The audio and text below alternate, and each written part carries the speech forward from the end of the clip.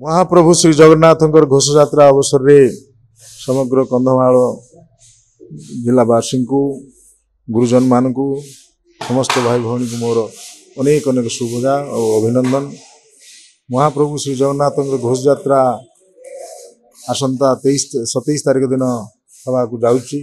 यह अवसर में आम समस्ते महाप्रभु आश्रित होगा, महाप्रभु शरणापन्न होगा एवं तांकर घोष यात्रा को अति आडंबर सहित अति आनंदर सहित पालन करने समग्र कंधमालवासी को निवेदन करुच्ची, अनुरोध करुच्ची समस्ते एथिरे सामिल हुंतु, प्रभु कृपा लाभ करंतु।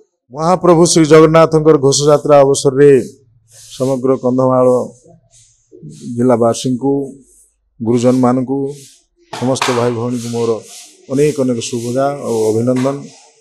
महाप्रभु श्री जगन्नाथ घोष यात्रा आसंता 27 तारिख दिन हवा को जाऊँगी।